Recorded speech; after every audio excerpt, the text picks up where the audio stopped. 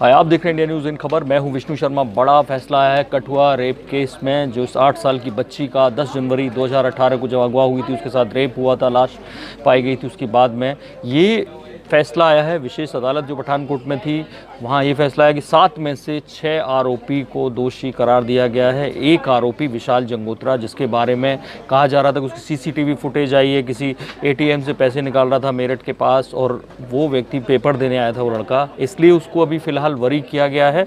लेकिन जो बाकी लोग हैं, मैं उनके बारे में आपको बता दूं। कैसे विलेज हेड संतराम, ये 2 स्पेशल पुलिस ऑफिसर्स दीपक खजूरिया और सुरेंद्र वर्मा और हेड कांस्टेबल तिलकराज, ये कन्विक्टेड हैं इसमें केस में।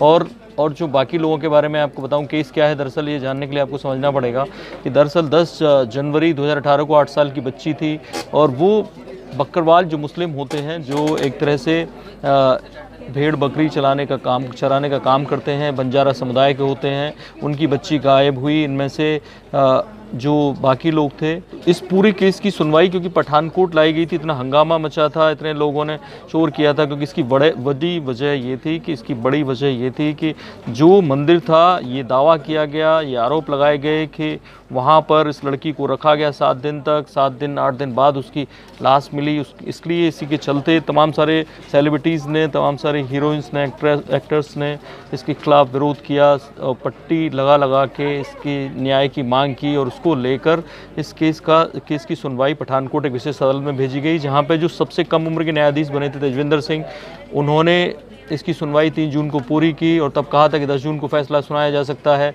और ये बड़ा ही मामला बड़ा बनता गया। उसकी वजह थी कि बीजेपी के 2 मंत्री जो थे जम्मू कश्मीर सरकार में, उन लोगों ने आरोपियों को बचाने के लिए बाकायदा मार्च निकाले। इसको लेकर बीजेपी को घेरा गया, और फिर पूरे देश भर में बीजेपी वर्सेस नॉन बीजेपी जो लोग थे, इस इशू को उन्होंने वहाँ से बड़ा बना दिया। और इसको ये कहा गया कि जम्मू का जो हिंदू बहुल इलाका है, वहाँ से मुस्लिम आबादी को खदेड़ने के लिए ये कांड किया गया है। उसके बाद चार्जशीट दाखिल करनी थी, तब बवाल हुआ। उसके बाद वकीलों के एक समूह ने उसको रोका, पुलिस को।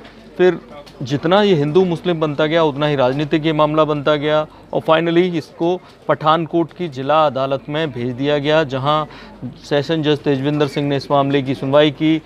उस वक्त कुल 8 लोग थे, उनमें से 7 लोगों के खिलाफ आरोप तय हुए थे, जिनमें आरोपी सांझीराम, बेटा विशाल, विशेष पुलिस अधीक्षक दीपक खजूरिया, दीपू, सुरेंद्र वर्मा, परमेश कुमार, मन्नू, हेड कांस्टेबल तिलकराज, उम्र निरीक्षक अरविंद दत्त को गिरफ्तार किया गया था।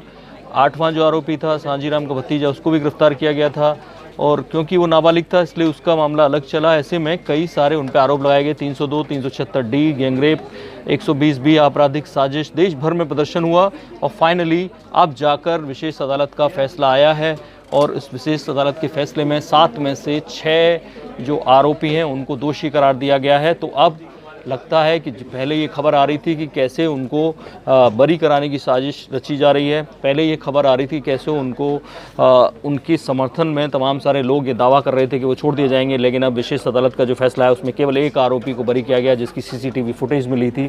तो जाहिर है अब ये इस फैसले का असर ये होगा कि फिर हंगामा होगा, और फिर मामला जब हायर कोर्ट में जाएगा, और अगर फैसला बदलता है तो लगता नहीं है कि कठुआ केस आसानी से ख़त्म होने वाला है। लेकिन ये बड़ी खबर है कि 7 में से 6 आरोपियों को दोषी करार दिया गया है। बाकी बड़ी खबरों के लिए देखते रहिए इंडिया न्यूज़। सब्सक्राइब करें इन खबर। थैंक यू, नमस्कार।